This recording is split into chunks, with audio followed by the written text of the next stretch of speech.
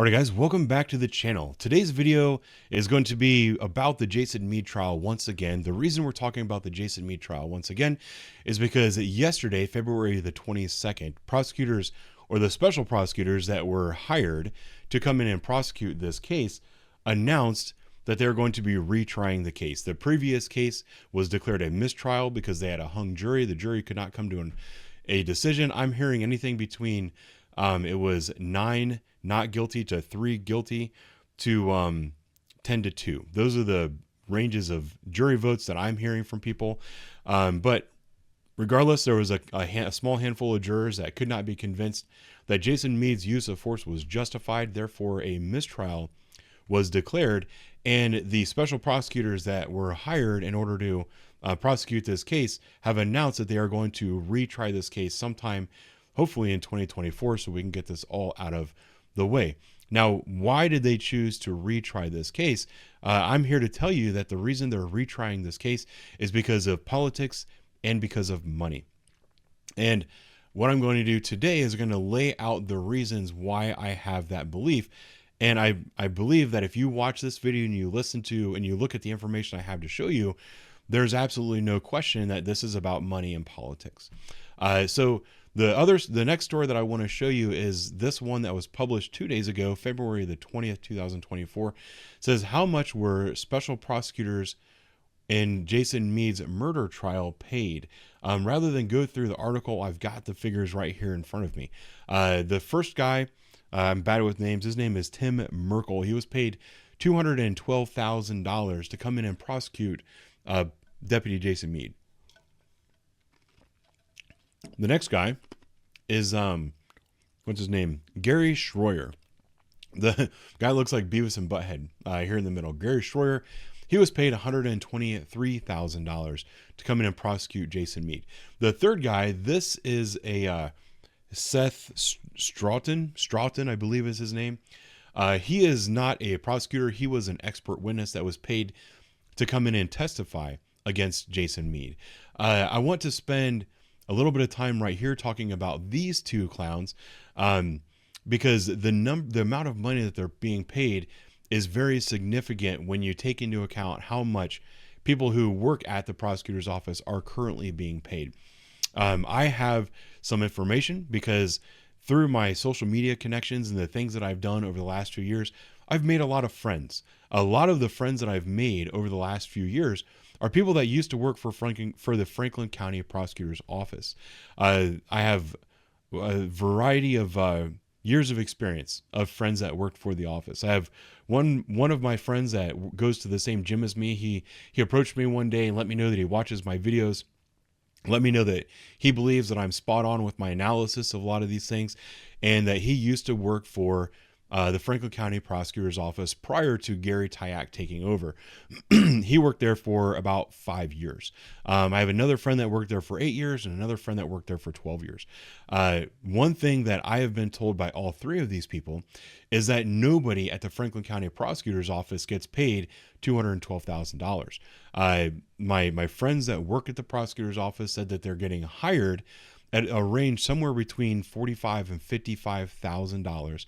And then after maybe 10 years, after you've gained a lot of experience, you'll be lucky if you work at the Franklin County Prosecutor's Office and you're making $90,000 to $95,000. So the most experienced prosecutors that they currently have at the Franklin County Prosecutor's Office that are actively trying cases on a daily basis, trying to put rapists and murderers and domestic violence offenders in prison, they're making $85,000 to $95,000 a year.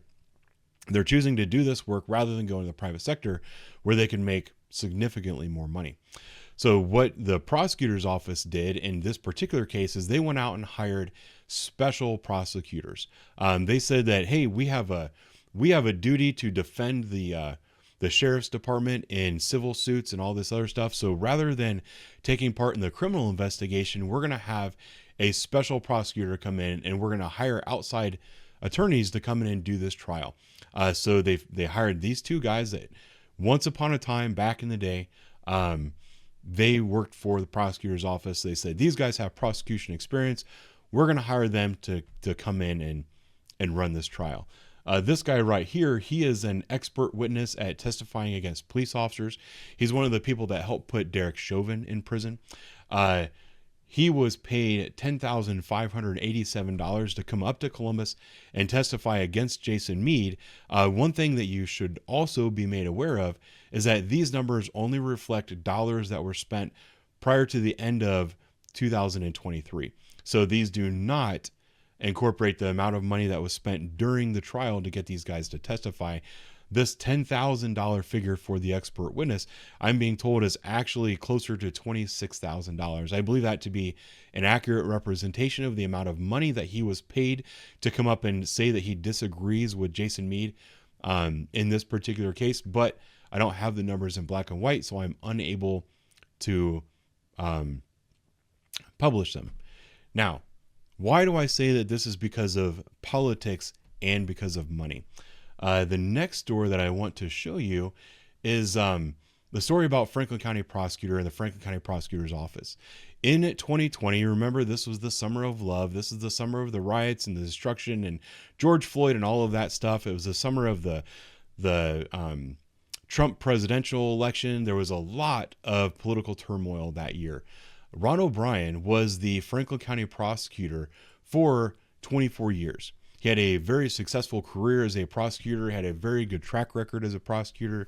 If you type in his name and you type in documentary, you're going to get several documentaries that Ron O'Brien was featured in because of the high-profile cases that he tried over the years. He was able to put some very bad people in prison for very long periods of time. He was able to successfully prosecute some very difficult cases over the years.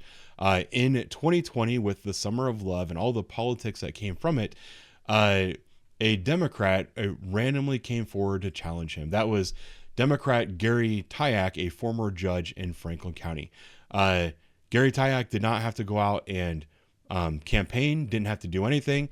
The Democrats were told to vote for him, so they did. One of the most disappointing things I can tell you about this election is that, election day itself, me being a police officer in a large county, I knew that I probably wasn't going to get the opportunity to vote on election day because we were expecting a lot of chaos, potential riots and things like that at and around polling locations. So I had to go and work a 12-hour shift that day. Because of that, I had to go to early voting. So I went to the early voting location. I stood in line around this large building and it wrapped all the way around the building. The pollsters are only allowed, they have to stop talking to you after a certain point, but the line was so long that we're outside of that 100 feet. So the campaign people were coming up and talking to us. I stood behind this young white couple that like a couple of young hipsters, and a campaign person for Ron O'Brien's campaign walked up with a fly-in and said, "Hey, I'm with the Ron O'Brien campaign. Would you like a brochure?"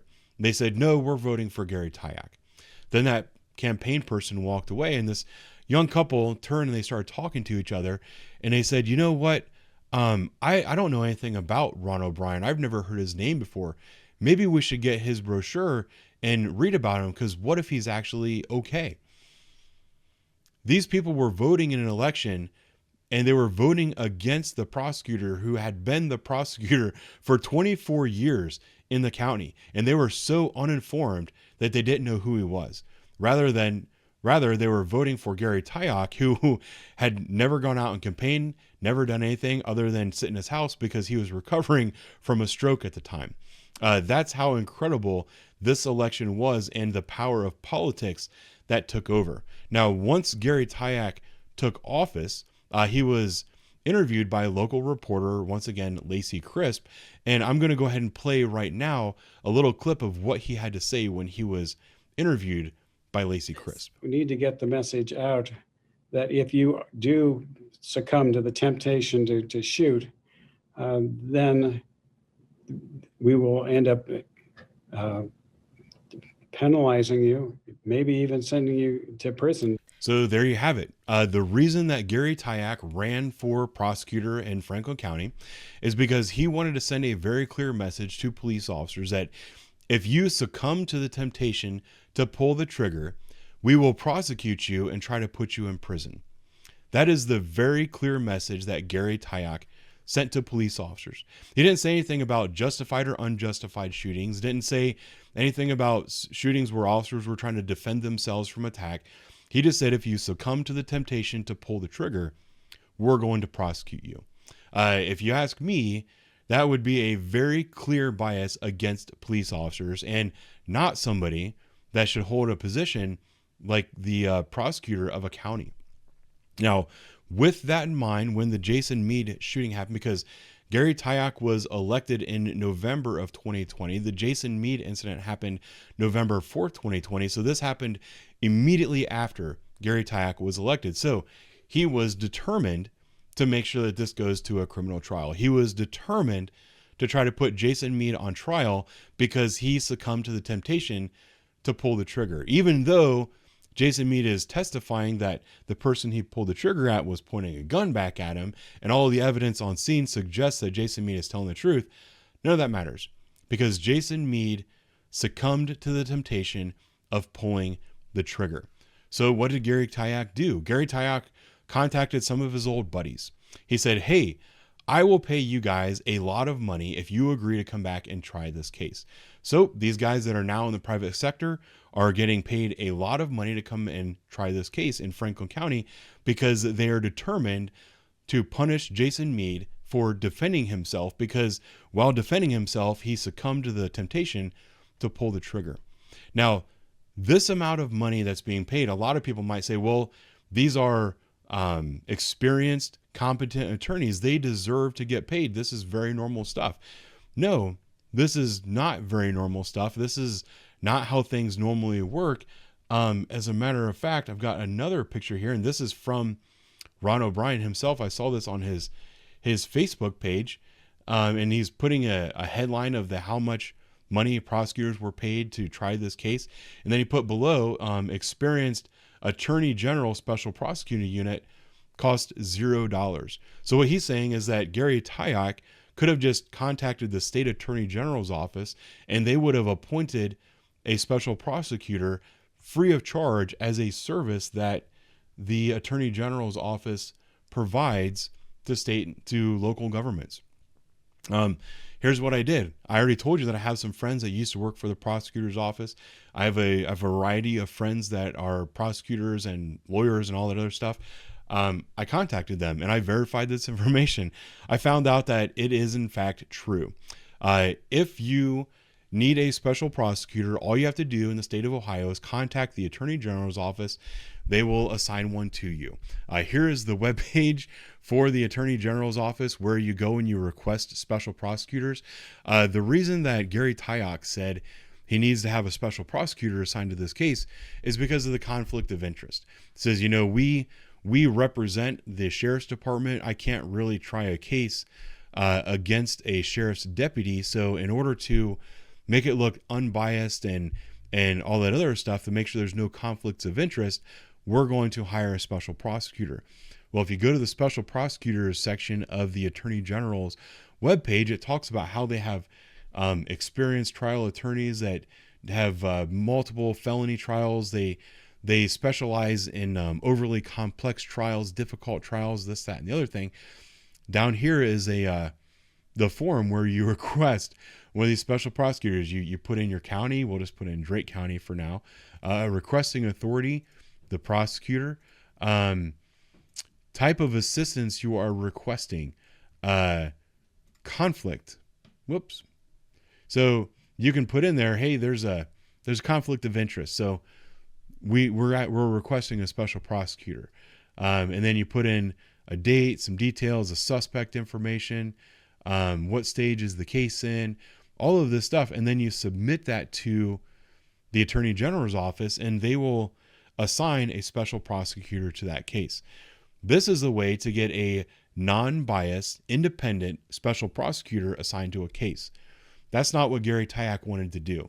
Gary Tyack wanted to make sure that Jason Meade was put on trial because he succumbed to the temptation of pulling the trigger that day. Because Gary Tyack was making a political campaign promise. Gary Tyack is trying to fulfill a political campaign promise and doing everything he can to make sure that Jason Meade is prosecuted to the fullest. And because of that, he cannot rely on an independent special prosecutor from the Attorney General's office. He has to go and get some of his old friends that he knows are not independent, non-biased investigators. He knows that these are also people that are politically aligned with him, and if he pays them enough money, they will be willing to take this case to the ends of the earth. The murder trial of Deputy Jason Meade for the on-duty killing of Casey Goodson is nothing more than a political hatchet job. And it's being done by these guys that care about nothing more than making money for themselves.